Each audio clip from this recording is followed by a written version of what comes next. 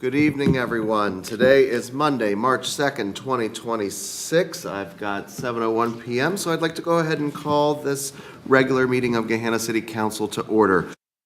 Please join me and stand if you are able for the invocation and Pledge of Allegiance led by Vice President Jones. Thank you. As we mark Women's History Month, we open this meeting in the spirit of those who built the path we walk today.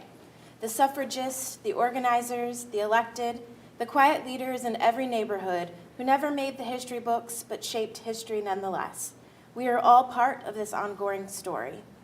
May we carry the inheritance forward together by listening well to one another, engaging with courage and compassion, and remembering that the work of a thriving community is never the work of one, but always the work of all. I pledge allegiance to the flag of the United States of America and to the republic for which it stands, one nation, under God, indivisible, with liberty and justice for all. Thank you, Ms. Jones. All right. Mr. Clerk, would you please call the roll?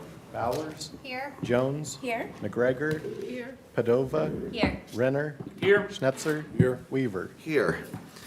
All right. Good evening, everyone. Thank you for joining us. Love seeing a packed house. Moving on, are there any additions or corrections to the agenda this evening? All right, seeing none, we'll get started with a couple of presentations. We'll start first with the swearing-in ceremony. Madam Mayor. Thank you very much. This is another exciting evening for us with our Gahanna Division of Police. We are swearing in 2 new sergeants this evening. We've previously, as we all know, added a second deputy chief position, recently added 2 lieutenants as a result of some promotions that have happened. But I just want to reiterate that, back in 2019, Issue 12 passed. And one of the most important tenets that we talked about when we talked with residents at that time was public safety and investing in our police department. These types of promotions, the hirings that we're doing, creating career opportunities, professional growth and development opportunities for our police officers are exactly what that issue was about. We are staying true to that course, and this is an exciting evening for our division as well. And it's always fun when you see all of our officers standing in the room here to support their brothers as they move forward as well. Director Becker, till I get down there, is there anything you'd like to add? We're just excited to have the opportunity to bring a few new leaders on board today. So with new leaders come new ideas, and new leadership takes us forward. We want to continue to grow, and we're excited about what they're going to bring for us.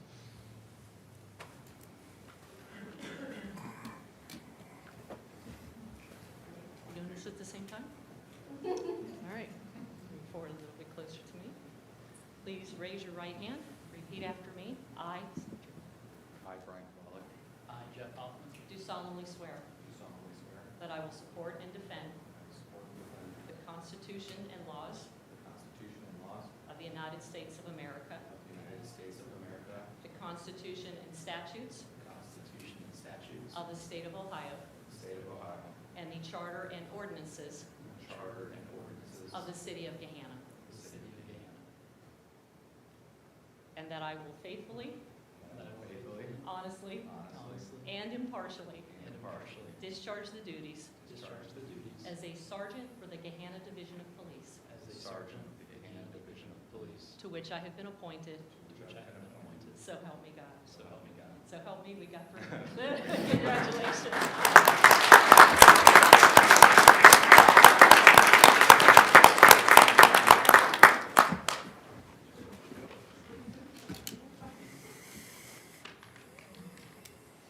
Tonight, Sergeant Huffman is having his badge pinned by his 10-year-old daughter, Julie.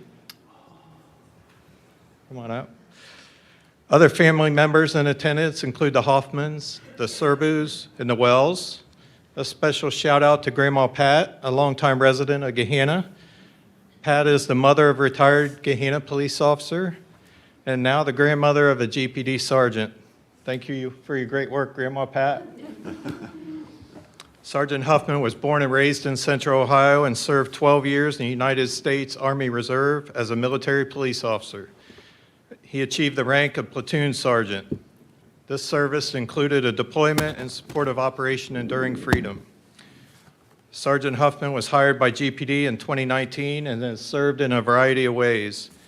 He is a member of the peer support team, demonstrating concern with keeping his teammates healthy and happy. Sergeant Huffman has removed more than 200, repeat, 200 impaired drivers from the Gahanna roadways, receiving 3 consecutive awards from Mothers Against Drunk Drivers.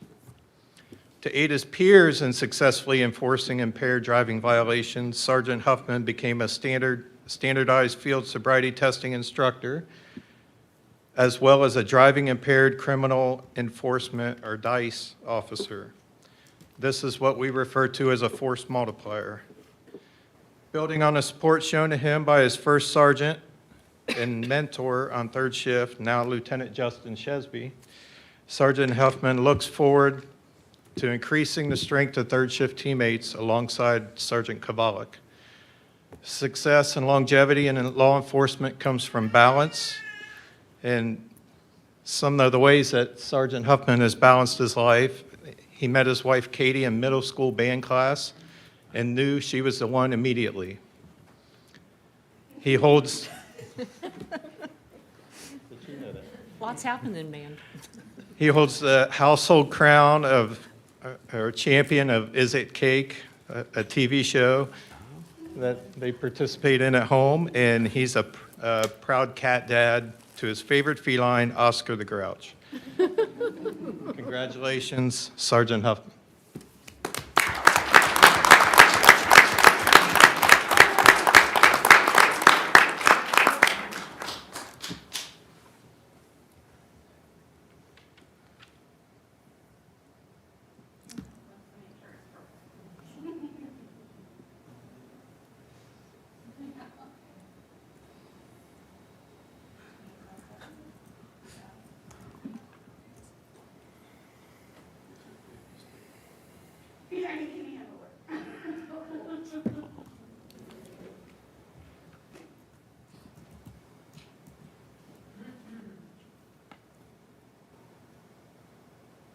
It seems like it'd be a lot easier to put a badge on when a shirt has holes. That was a great job. Having for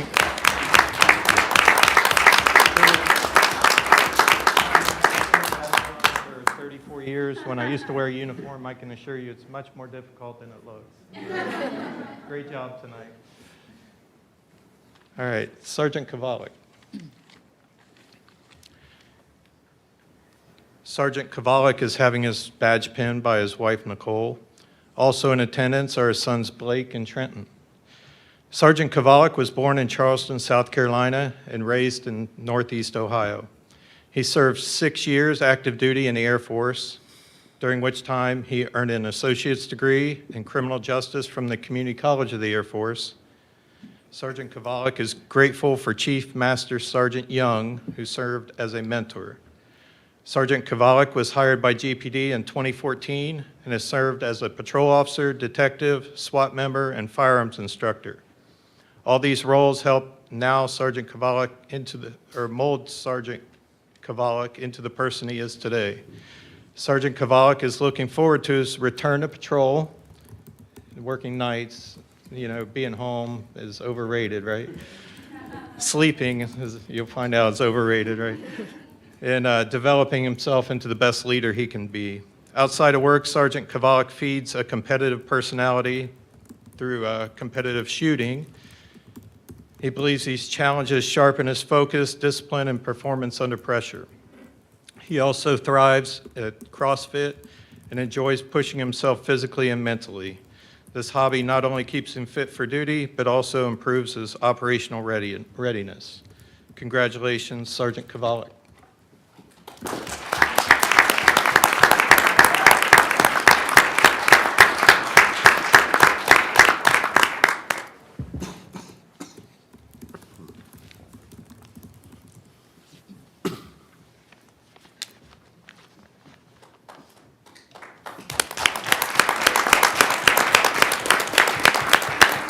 So again, Sergeant Hoffman, Sergeant Kowalik, they're going to be great leaders. It was been a pleasure to work through the process with them for selection and listen to their ideas that they have already, that they're really excited about their new roles. They're excited to learn, they're excited to lead, they're excited to keep Gahanna safe and make us the best agency we can be. So we're really excited for them. Chief? I just wanted to add, we've done a number of promotions over these last couple of months, 2 lieutenants, a deputy chief, 2 sergeants. With the opening of 825, all that opportunity opens up. We've got a great new core of leaders that are going to bring the agency and the city forward for decades to come. So it's an exciting time for us. We have more staff. We're hiring a few more that will be going off to recruit training and some laterals that are coming from out of state, bring us up to full staff, and then we can really start to roll into 2026 in probably the best position we've been in decades. So thank you, Council, Mayor.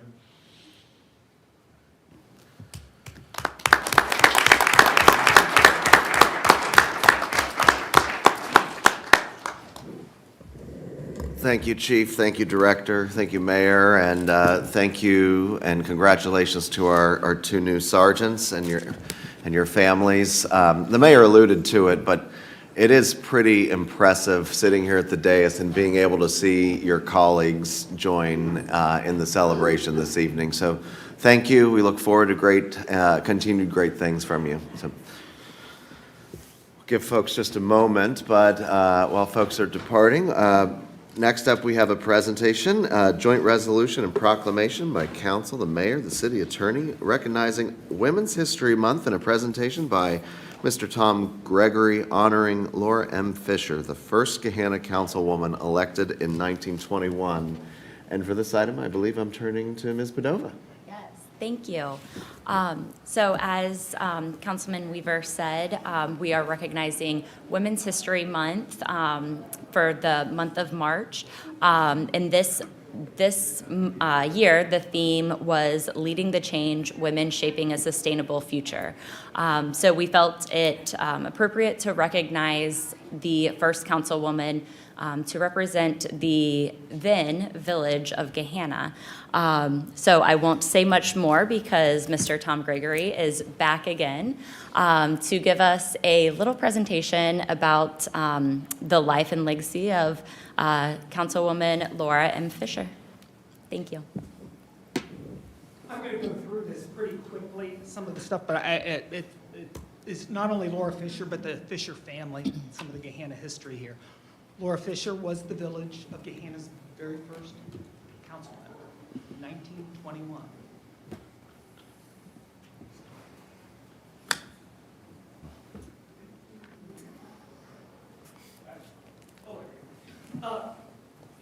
They were high school sweethearts, Laura and Ross. Laura Blue, Ross Fisher, Marysville area, again, 1895. She was the class of 1898.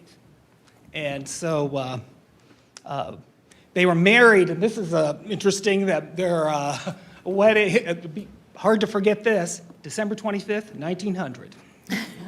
No way you can forget that one. And they were married for 51 years. They, Ross Fisher and his brother, W.W. Fisher, formed Fisher Brothers in Gahanna. It was a Gahanna business from 1908 to 1932 for them together.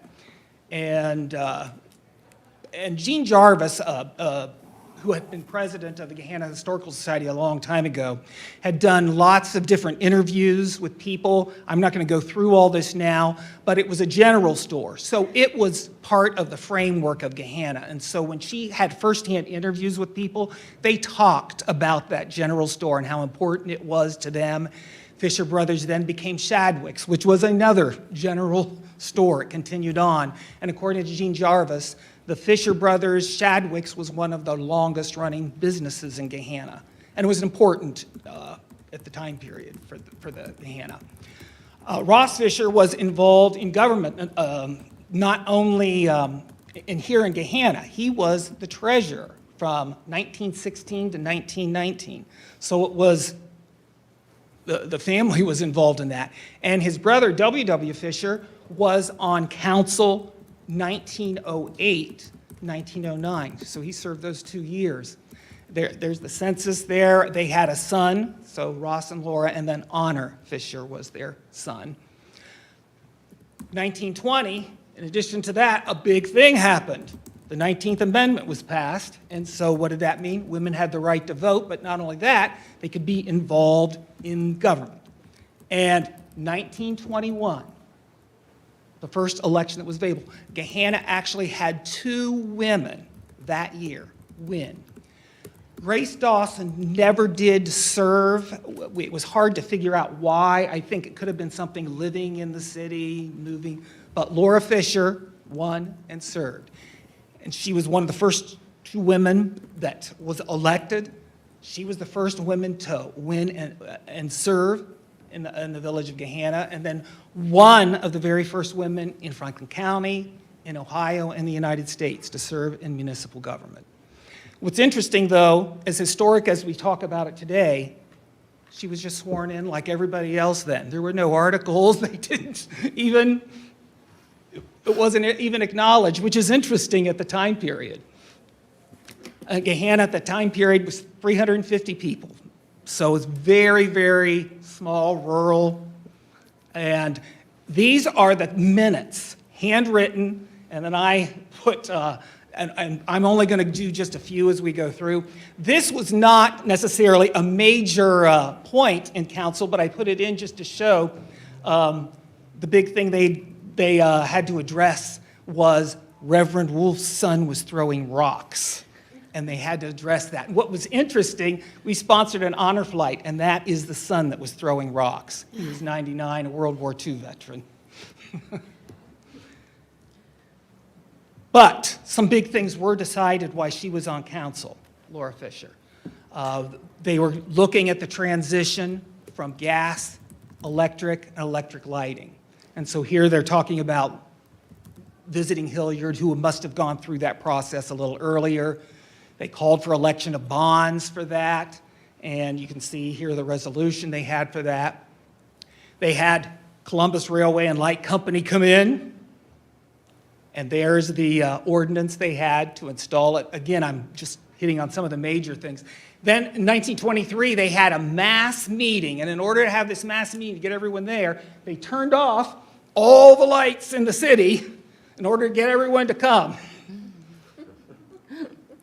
And then they had a big discussion again about the Power and Light Company coming in.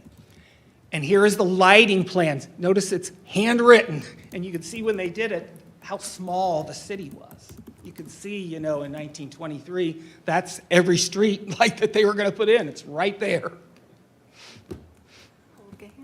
And the last thing, one of the last things she did that year is they had to pass a tax levy that would go for the next 3 years to help pay for what they were doing there. Then she, even though she was not on council, she continued in leadership, named on the Township Farm Bureau.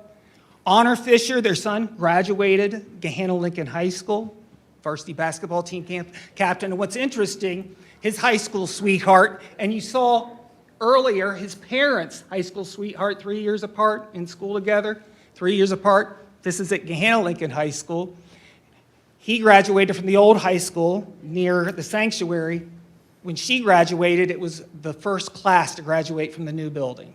It started in 1927, 28. And then they moved to Johnstown and had one son, Carol Fisher.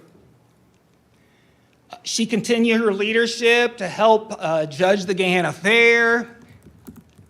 And we are not going to watch anything about that. And then Ross Fisher established our own troop, Boy Scout troop here in Gahanna in 1924 and was asked to bring it back in 1927.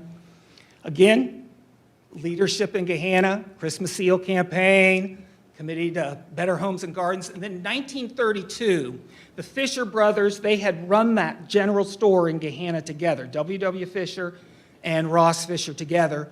Well, they separated. W.W. Fisher continued the store in Gahanna. Ross Fisher moved to Summit Station and opened a general store in Pataskala and Lewisburg, Ohio. And then an awful thing happened. His brother, W.W. Fisher, who ran the Fisher Brothers store in Gahanna, he was picking something up and was killed in an accident. And that's what led in 1937 to that store being sold, and Shadwick's took the place of it. It's still another general store. Laura Fisher lived to be 71. Honor Fisher died very early, 57 years old.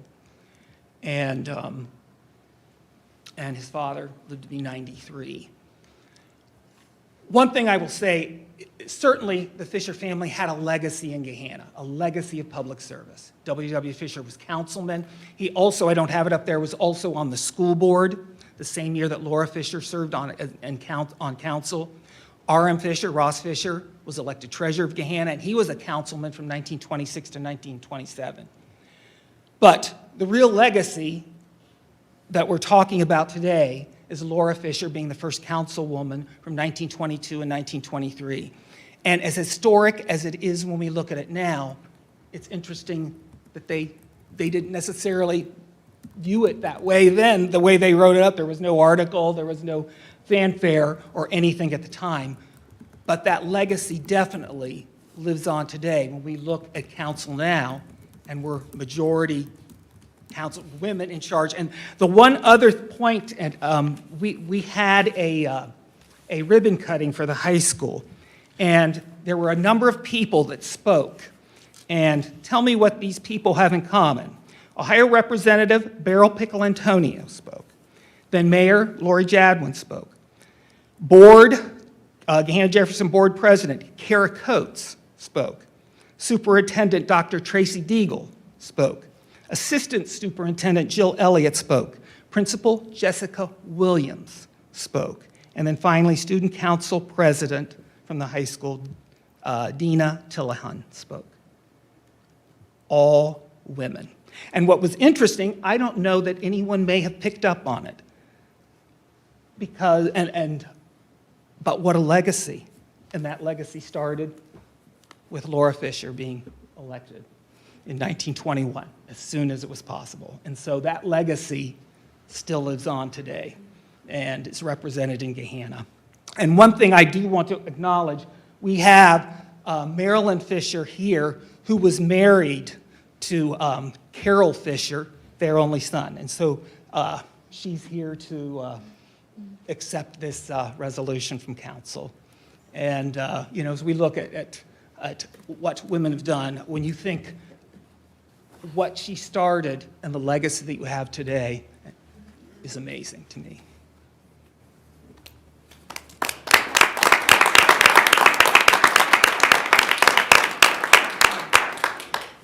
Thank you so much for that.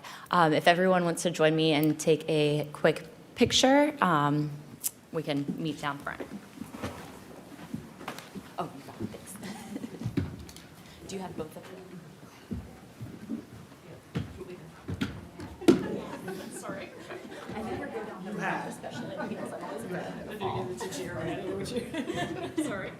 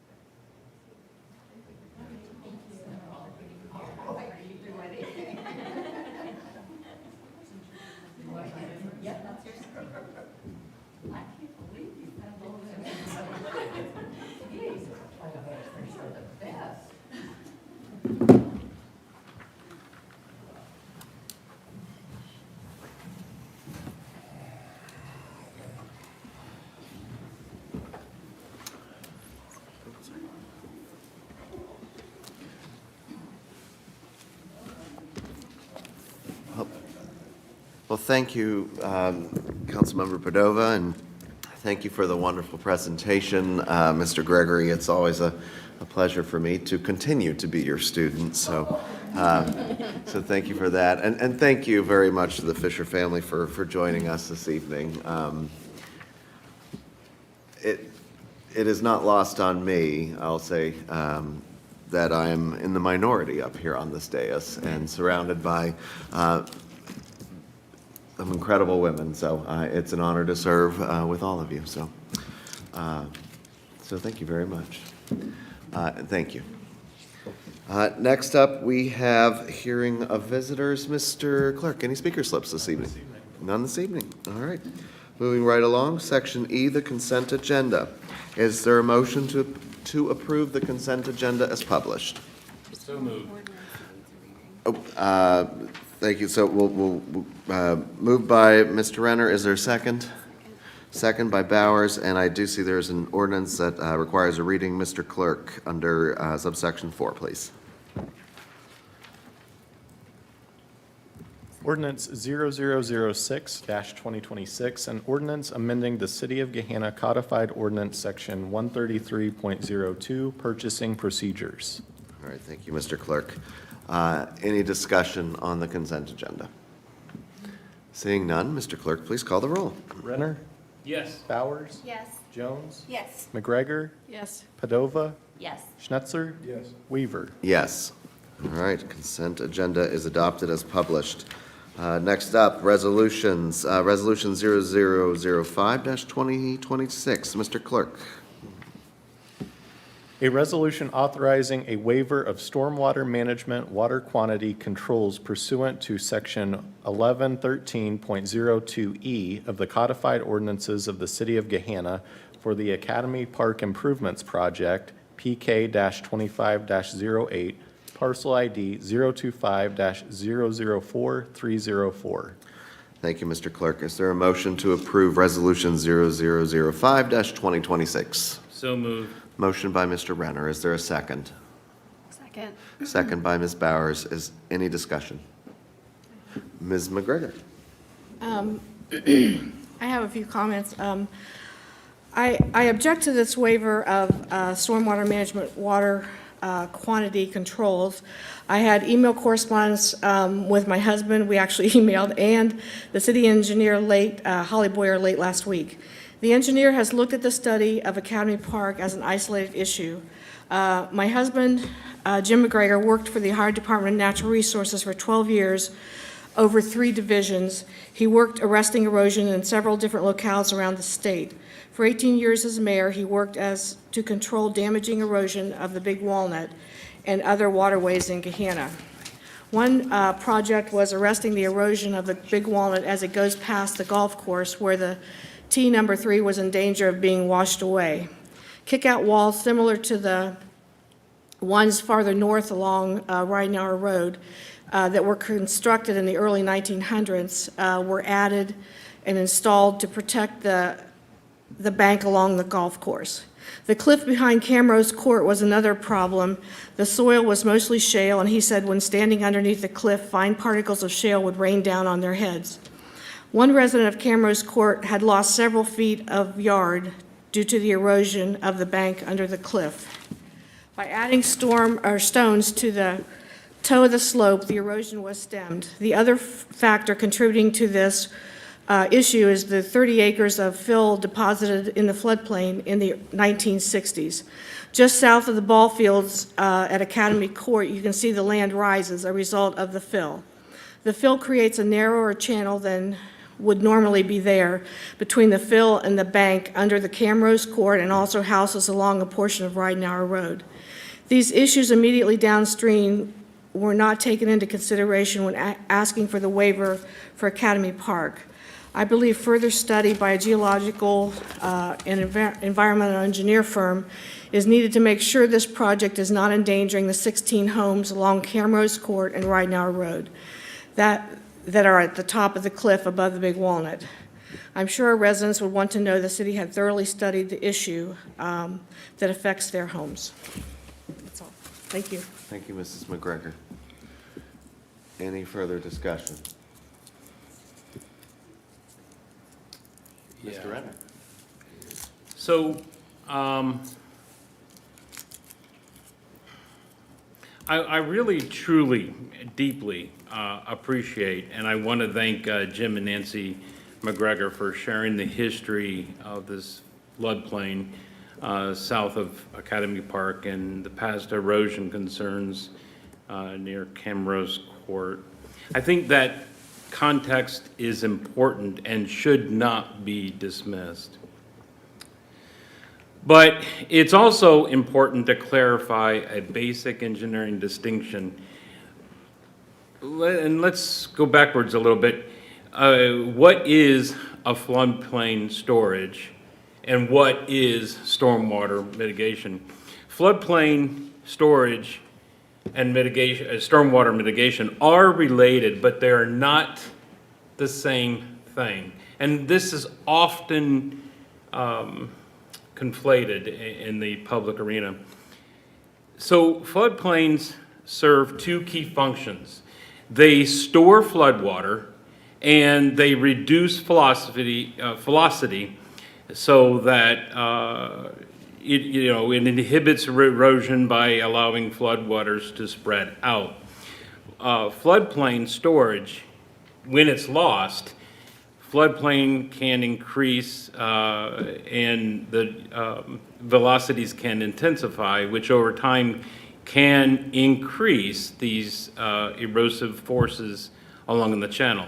And the historical fill, as described by the McGregors, likely did increase erosive power in that reach of the Big Walnut Creek over time. And so I believe that, and I think that's really important from a historical point of view.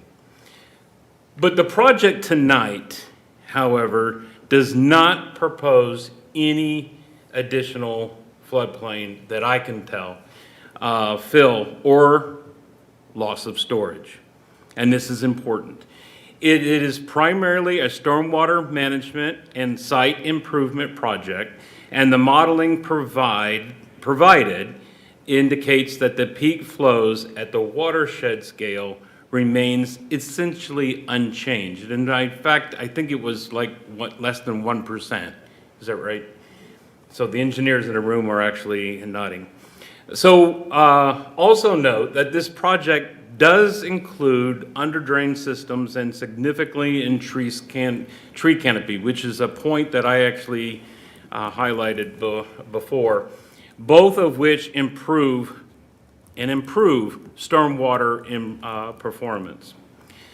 Only a portion of the parking lot, and this is to my chagrin, and I learned out from staff, that only a portion of the parking lot is being reconstructed, so which allows green infrastructure to be retrofitted.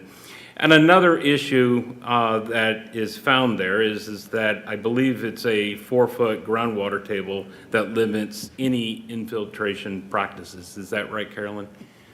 So given those constraints, the engineering approach in this project appears reasonable. At the same time, impervious surfaces do increase, and cumulative watershed stress is something that we must always keep in mind. And as we make decisions like this, we should be thinking in terms of the triple bottom line: environmental protection, fiscal responsibility, and community benefits. And I really, truly believe that that's actually in this project.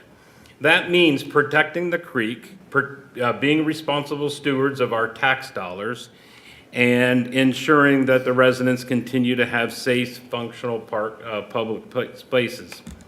I believe we should continue prioritizing infiltration and distributed green infrastructure wherever feasible in future phases and in our projects, so that we strengthen all three of those pillars over time. And I believe that the staff really, truly have that intent. Our responsibility is to protect residents, protect the creek, and apply sound engineering judgment while learning from the past. I do believe we can do that thoughtfully here. Thank you, Mr. Renner. Any further discussion? Ms. Bowers? Thank you. A follow-up question, please, for the administration. It's my understanding that Mr. McGregor had requested some additional analysis, and I was wondering if the administration could shed light on whether what that additional analysis would potentially inform us of that we are not currently aware of. I will defer to, I know we have our senior utilities engineer, Holly Boyer here, as well as Catherine Eichel, who is the project manager. Catherine also has a background in environmental sciences, stormwater management, biological engineering. Is that right? There we go. So she herself has dedicated her career to this. And again, Holly, I'll defer to you to speak in a second. I can tell you that this project has been under evaluation and planning for the last 2 years. We've had no less than 7 licensed professional engineers be part of this planning process. Director Comlank was here, our prior city engineer who actually gave his approval to this project last summer. When Holly joined, she put another set of eyes on it and conducted her own independent analysis. She is much more qualified than I am to provide you with an engineering response in terms of the studies that have been done. I think that differentiate the issue that we are talking about tonight with regard to this stormwater variance and perhaps some of the issues that Mr. McGregor has raised with regard to the Big Walnut Creek along Camrose Court, which this is separate from. Two separate issues. So Holly, if you'd like to perhaps address the councilwoman's question. Thank you.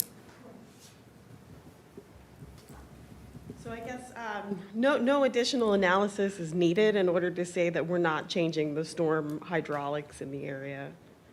The analysis that they gave us from Advanced Civil, it shows that we are keeping the site hydraulics generally the same.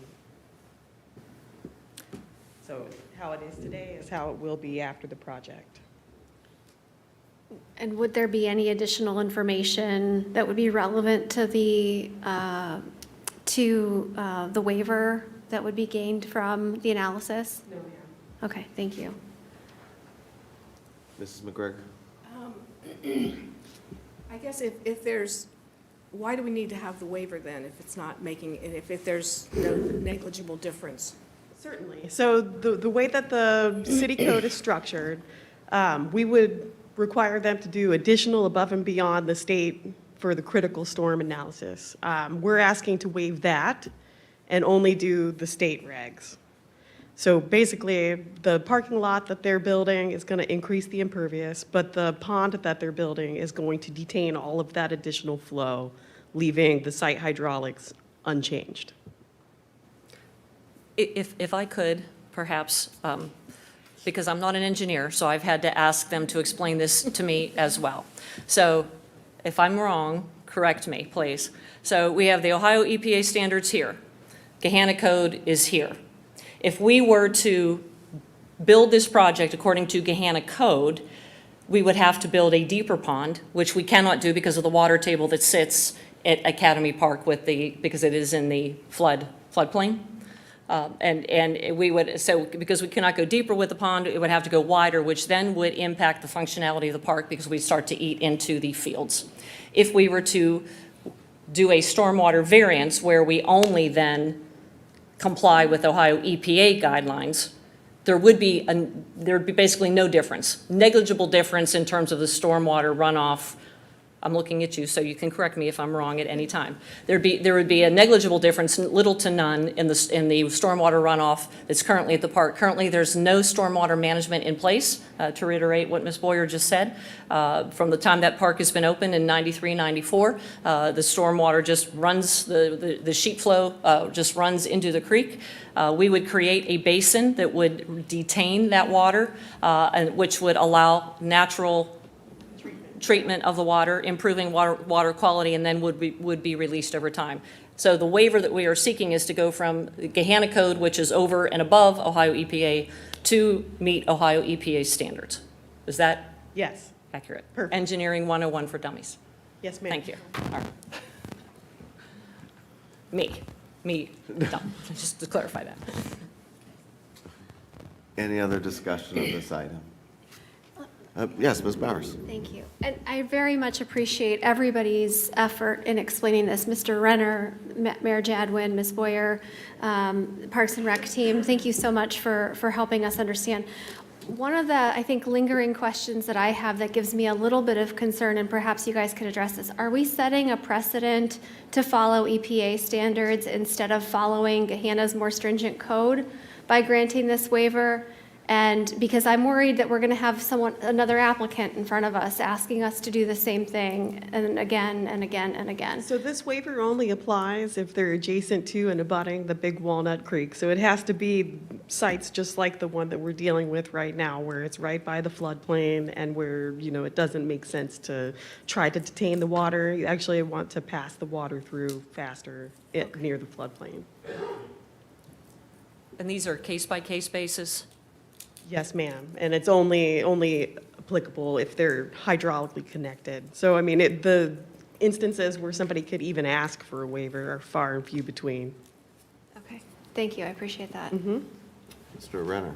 Yeah, Holly, I asked you a similar question before, and I think you actually put a really good answer or nutshell on this, is that this waiver is even more special than that because it's actually for this project. But is it true that if there were any scope changes, then that would null and void the waiver and you would have to actually come back to council? Is that? If they were to come back after this project with another project where Yeah. they wanted to expand the parking lot further, then yes, they would need to start over and give full water quantity and quality and meet Yeah. Gahanna's for the entire development, including what they're doing today. Yeah, thank you. So it's bounded by this Yes. project. Thank you. Thank you, Ms. Boyer. Thank you, Mr. Renner. Any further discussion of this item? Okay. Seeing none, thank you. And Mr. Clerk, please call the roll. Renner, Yes, please. Bowers, Yes. McGregor, No. Padova, Yes. Schnetzer, Yes. Weaver, Yes. Jones. Yes. All right, resolution carries. Next up, we have Section G, ordinances for introduction and first reading. Mr. Clerk. Ordinance 0008-2026, an ordinance to amend Section 921.04 of the codified ordinances of the City of Gahanna to update sewerage system capacity charges and declaring an emergency. All right, thank you, Mr. Clerk. As noted, this was a first reading. There will be no action taken on that item this evening. Next up, Section H, ordinances for second reading and adoption. Mr. Clerk, would you please read the items under Section H? Ordinance 0002-2026, an ordinance accepting, approving, and ratifying the submitted recommendations of the City of Gahanna Tax Incentive Review Council for tax year 2024. Ordinance 0007-2026, an ordinance to accept the annexation of approximately 7.6 acres from Jefferson Township, Franklin County, Ohio, to the City of Gahanna, located at 4736 and 4722 Johnstown Road, parcel ID numbers 170-000068 and 170-000069. Thank you, Mr. Clerk. We will start with the first item. Is there a motion to approve ordinance 0002-2026? So moved. Motion by Bowers. Is there a second? Second. Second by Ms. Jones. Any discussion of this item? Yes, Mr. President. Yes, Ms. Bowers. I think where we left this, following the last committee meeting, was that there was some follow-up from the city attorney's office.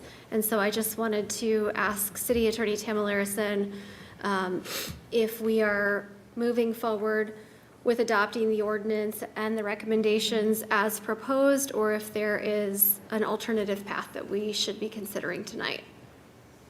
Thank you. The quick answer is that I do recommend that we move forward with the ordinance as presented. The longer answer is that I did prepare and present a memo, which is attached as one of the items on the agenda for tonight, addressing some questions that were posed at an earlier committee of the whole. I want to be clear that, so let me just run through it very briefly. The clarification about alternative representatives attending and voting if they were not confirmed by council, my answer stands there, that that any voting member must be appropriately appointed and concurred by the legislative authority in order to participate in the TURG. However, the implications are different than what I have written in my memorandum, in that once I had conferred with the county and legal representatives thereof, they indicated that their interpretation of the statute is that the quorum is actually 12 members, not 10 members, and would include both Jefferson and Mifflin collectively. And so for each CRA district, the quorum of 12 had at least 6 members present. And so I believe the total was, I'm looking through, so they said there was 10 members and there was 7 present, excuse me. And so their interpretation is that with 7 present, 7 valid voting members present out of the quorum of 12, that all of the recommendations are sound and that we can approve and move forward with those recommendations. However, in my discussion with them and with Mr. Gotke, we are of the same opinion that there are some best practices that need to be implemented moving forward so that we don't tread closely to this quorum issue in the future. And so I fully support Mr. Gotke's recommendations that he made at the last committee meeting, including the alternate representatives, housing the Turk here locally, and so that we can put in some safeguards to ensure the voting members are appropriate and compliant. Thank you very much. Thank you. Thank you, Ms. Bowers, and thank you, City Attorney. Any other questions or comments? I'll just note, I appreciate, I know there's been a lot of conversation on this item over the last several weeks, and so I'd be remiss if I didn't express my gratitude to Director Gotke and the administration for fielding those, City Attorney as well, for your efforts with the county. And I also appreciate that Director Gotke is working on efforts and proactive thinking in terms of identifying process improvements for the future. So thank you all very much. Seeing no further discussion of this item, Mr. Clerk, please call the roll. Bowers? Yes. Jones? Yes. Padova? Yes. Renner? Yes. Schnetzer? Yes. Weaver? Yes. McGregor? Yes. All right, ordinance is adopted. Thank you. Next up, we have ordinance 0007-2026. This is the potential annexation from Jefferson Township.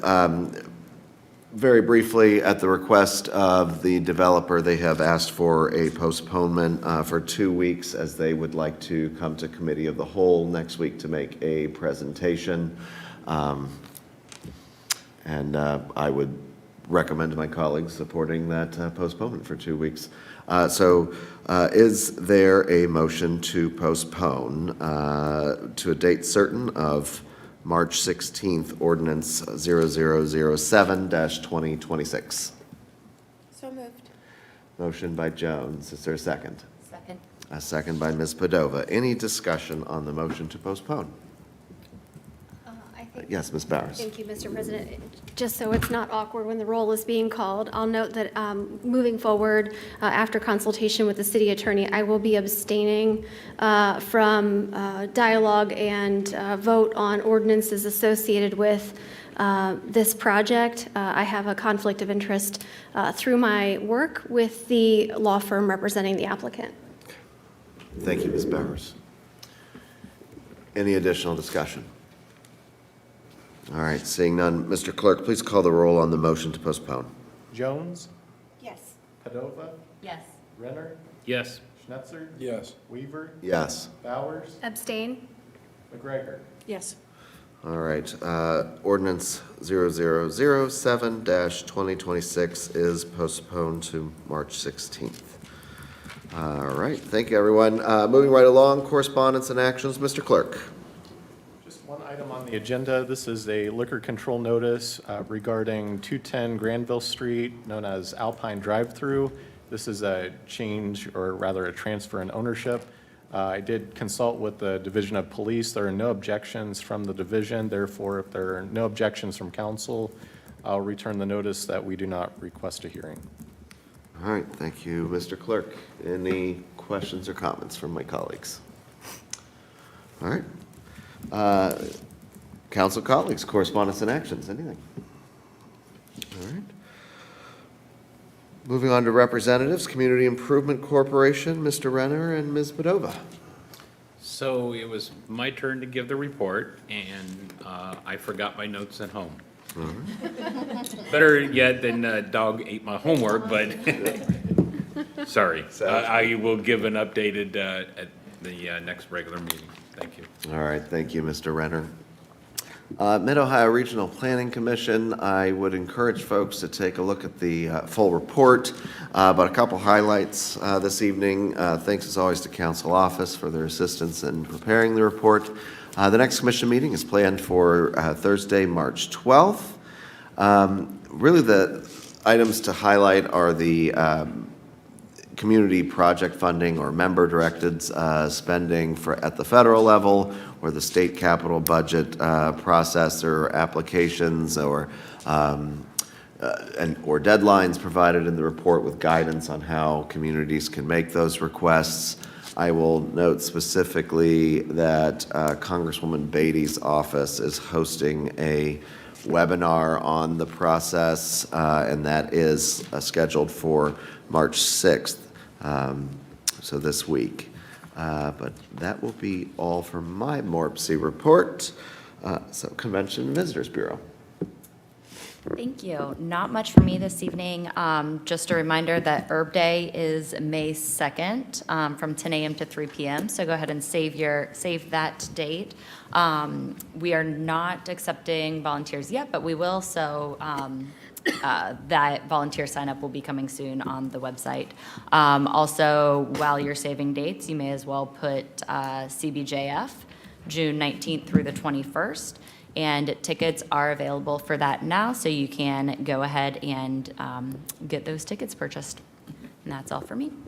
All right, thank you, Ms. Padova. School Board, Ms. Jones. Yeah, really quick for me, just a reminder of meetings coming up this month. So tomorrow is the 5th? Yes? No? Nope, No. tomorrow's the 3rd. So then it's Thursday this month. Usually it's a Tuesday. But board workshop meeting is on the 5th. March 17th is Finance and Facilities. March 19th is regular board meeting. All meetings this month are 6:30 at Clark Hall. And that's all. All right, thank you, Ms. Jones. Official reports, Madam Mayor. Thank you very much. First, I wanted to take a minute to recognize some of the outstanding work that our team has been doing. Last week, Senior Director Vollmer, Director Gocki joined Sarah Bongiorno from Planning Next to present at the Ohio City County Management Association Conference, OCMA. They shared the story of our Gahanna and highlighting our intentionality, the approach that we took behind taking that community-focused initiative and effort into the development of our strategic plan. They had a standing room only crowd there to hear their presentation. But it really is exciting to see our city's work recognized as a model for how local governments can engage with their residents, set priorities thoughtfully, and align resources to support long-term growth and quality of life. So that kind of collaboration and recognition really underscores, I think, the dedication of our staff, the importance of keeping our community at the center of everything that we do. And I think the 15 months that we spent engaging with our community to allow them to set the vision for the future of Gahanna is a lesson that many communities will learn from and adapt as they move forward. Congratulations again to Sergeants Hoffman and Kovalik on their well-deserved promotions to sergeant this evening. Their dedication, leadership, and commitment to serving our communities really set a high standard for the entire department. We truly have an exceptional division of police. So we wish them continued success in their new roles as they continue to serve and guard our residents. I also want to extend our appreciation to our HR team for their critical support in coordinating the hiring and promotion process, helping to ensure that our department continues to attract, develop, and retain, and as well as advance exceptional talent within our division. Over the last week, our division was quite busy, and while many in our community may not have seen it, every one of our officers spent last week participating in in-service training. Those sessions are designed to sharpen their skills, reinforce best practices, update them on evolving policies, and ensure that they remain fully prepared to serve our residents. We also had a rare opportunity to practice jointly with Mifflin Township Fire this past weekend on Saturday on critical incident response training within an actual school building. You don't usually have that opportunity. They had a successful day, which really better prepared our division as well as Mifflin Township for a variety of emergency situations within school settings that they potentially, but hopefully never, may encounter. This type of training is really, it's not just about meeting professional standards, although it does that as well. Certainly with our CALIA accreditation, we have requirements that we have to meet. But more importantly, I believe it reflects our division's commitment to continuous improvement. Policing evolves. Expectations evolve. We see that every day on the news. And our officers must continuously grow to meet the needs of the community that we all serve. So by dedicating time training together, not only with each other, but with our fellow safety responder agencies, the officers not only strengthen their individual capabilities, but also their teamwork and readiness. So kudos to Chief Spence and Director Becker for organizing those initiatives, as well as DC's Moffitt and Lawless. And I know they had a lot of good takeaways from the weekend, and they look forward to those opportunities to spend some time together. So well done, gentlemen. Appreciate you. That's all I have for tonight. Thank you. All right, thank you, Madam Mayor. City Attorney. Thank you. I am expecting the initial review and red line of the traffic and criminal code by the end of the month, and so you will see that coming forward in April, hopefully. And so if there's any thoughts or opinions on our wonderful traffic and general offense code, I'm happy to look into that. That is going to include an update into Avery's Law, as well as a review of our own internal dog designation protocol, and to see how that will work in conjunction with the new countywide policies. I did participate today in a meeting with fellow prosecutors in both the county and other suburbs in the city of Columbus to discuss upcoming procedures and policies that will be surrounding the dog designations and dog hearings and appeals, especially given that the Franklin County Municipal Court is now assigning those to all of the judges, and it will no longer be diverted directly to environmental court, which is a big change from past practice. So stay tuned. I'll have some updates on that when I discuss the criminal code and the dog designation within that. And Charter Review Commission is underway. They have dived right in, and so I believe Mr. Van Meter has sent to everybody an invitation for when council is invited to participate in those. And I would strongly encourage everybody who is listening and viewing this meeting to participate as much as they would like to. Suggestions can be conceptual, it can be red lines, it can be anything in between. So I strongly encourage everybody viewing and anybody in the public who has any thoughts or suggestions for guiding our commission to make those known. Thank you. Thank you, City Attorney. All right, council comment. We'll get started this evening with Mr. Renner. Thank you. Well, this has already been said, but I definitely want to give my personal congratulations to Sergeant Hoffman and Sergeant Kovalik. It is really always very nice to see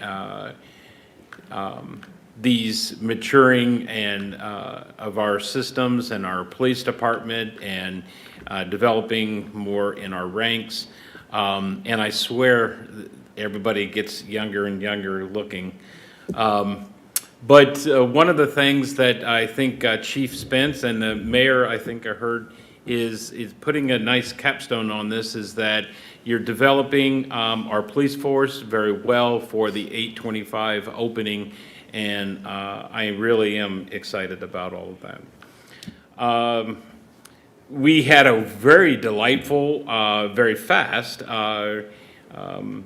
history review of the first woman on city council, and that was really delightful in ways, and actually put some of the icons that we see, the pictures, especially developing those stores that on Mill Street that we've always seen, and to now give it a little bit more context. And that was actually really fun for me. And the floodplain issue, I think I really just want to drive this home that there are the floodplain staff. Think of the floodplain storage, the size of the bathtub by having, and then you still have the drain. And then, you know, is it big drain, is it small drain? Yes, floodplain does, you want water to infiltrate, and yes, their parking lot decrease the size of the bathtub. Well, the still less than 1%. So I'm very confident that we've done our due diligence, and but more to the water mitigation. That's it. All right, thank you, Mr. Renner. Mrs. McGregor. Thanks. I just want to welcome our 2 new sergeants, and it's kind of interesting that we have another Hoffman serving in, it's creating a legacy here of Hoffman serving in the police department. That's great. And so the dad elected, and it was in 1921. The first that was 1921. The first elected mayor wasn't until 2003. And then the first elected city attorney was 2023. So that's a long gap in between the first elected woman councilman and the next elected mayor and city attorney. So we're making progress. That's all. Thank you, Mrs. McGregor. Mr. Schnetzer. Nothing to add to this evening, thank you. All right, thank you, sir. Ms. Padova. Thank you. Tonight's resolution honored Councilwoman Fisher's historic leadership and reminds us how long progress can take. Tonight, 6 of the 9 elected officials seated here are women, as was stated earlier, but it does reflect a generation of persistence and change. After Councilwoman Fisher was sworn in, as Ms. McGregor just mentioned, 90 years passed before we elected a woman as mayor, and a full century passed before we elected Ms. Tamala Harrison as our first female city attorney. This year's theme, Leading the Change, Women Shaping a Sustainable Future, calls us to think beyond today. Sustainability includes the civic rights that make leadership possible in the first place. The right of women to vote, secured by the 19th Amendment, was hard-fought and cannot be taken for granted. Proposals like the SAVE Act remind us that access to the ballot can be reshaped in ways that may disproportionately burden women, and equal participation in our democracy must remain a priority. As a mother, I'm always thinking about my daughter's future and about what we can do collectively to safeguard the future of all of our children. When a society suggests it's acceptable to treat women differently or as inferior, that message lingers and behaviors trickle down for generations. The actions we take or fail to take shape not only policy, but the mindset of the next generation. What our children see and hear influences how they see the world, how they treat others, and most importantly, how they see themselves. The fight for women's equality is far from over. Women's History Month is both a celebration of how far we've come and also a reminder that the future depends on what we choose to defend today. Thank you. Thank you, Ms. Padova. Ms. Bowers. Thank you, Council President Weaver. First, I want to thank again Mr. Renner for his comments circling back at the beginning of council comment this evening. For someone whose brain does not necessarily work in the way that perhaps yours does, the analogy really helped. So thank you for helping me connect that and bring that more together. I want to thank again to the city, the administration for your work in explaining the waiver request and for taking my questions, even though if they were redundant. So I do appreciate it, and I think that these are sensitive topics in our community, and especially when there's concerned that it could impact our residents in a potentially negative way. I think it certainly warrants a pause and perhaps answering those questions maybe 3 times over so that someone like me who doesn't understand the engineer's report can be comfortable with what's being requested. And I think that's exactly the point of council. So on full display, I think in a positive way tonight. So thank you. A big thank you to my colleagues, Councilwoman Jones and Councilwoman Padova, for their reflections on Women's History Month tonight. Councilwoman Jones' invocation was incredibly moving, so thank you for reflecting on that and reminding us that we stand on the shoulders of giants. And that's exactly what we were doing here tonight by reflecting on Councilwoman Fisher. You know, I comment often before Election Day that when my grandmother was born, women did not have the right to vote, and I certainly hope that none of us ever take that for granted. It is not something that is permanent. Progress should never be seen as a given, and it as quickly as hard fought as it was won, it can just as easily be taken away. So making sure that we are exercising our leadership, we are supporting each other in those leadership roles, and making sure that we are grateful for the allies that stand with us every single day. So thank you to all of you for your work on bringing forward a meaningful women's history recognition this evening. One quick final note from me this evening. I am delinquent on my council constituent report. So I do want to note that on Saturday, March 14th at 9:30, I'll be hosting a constituent hour or a community meetup. Call it what you will, 9:30 a.m. Saturday, March 14th at the Gahanna Branch Library. And with that, I think that's all I have. Oh, wait, I'm sorry. One more thing. I wanted to echo City Attorney Tamala Larison's comments about the Charter Review Commission. And congratulate the Charter Review Commissioners on their effective and thoughtful approach that is already underway. Their meeting this past Thursday was incredibly well organized, and Chair Barnhart, along with Mr. Van Meter and Ms. Tamala Larison, I think that they've all been putting in a lot of foundational work to ensure a very successful charter review process.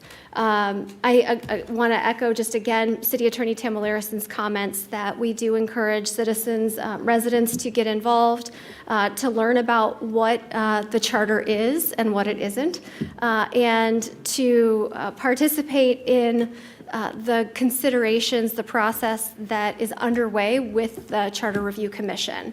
Of course, proposals that are recommended by Charter Review Commission must be voted on by residents in November. So getting ready for people to think about November 2026 as an important election date for our community to make sure that you can weigh in on our important governing documents. So thank you.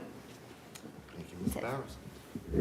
Vice President Jones. Thank you. Really quickly, I will just echo my welcome to our new officers this evening. It's always great to see folks grow and serve more here in our community. Want to also say thank you to Councilwoman Padova for bringing forward Women's History Month, and for Mr. Gregory for another fascinating study of just the cool people in the community. And I can't wait to see what else he uncovers. He probably has more already somewhere waiting to be shared. But Gahanna, it just really shows that Gahanna is truly built on just the commitment of so many different people. And I'll just echo the inspiration that Kaylee shared around, you know, being a mom and being a mom of an 11-year-old young woman that is really defining what that means. Women's History Month is taking a whole nother shape for me, and I'm just so proud that she can look up here and see women killing it and ruling, I won't say ruling, but, you know, making a big impact in the city of Gahanna.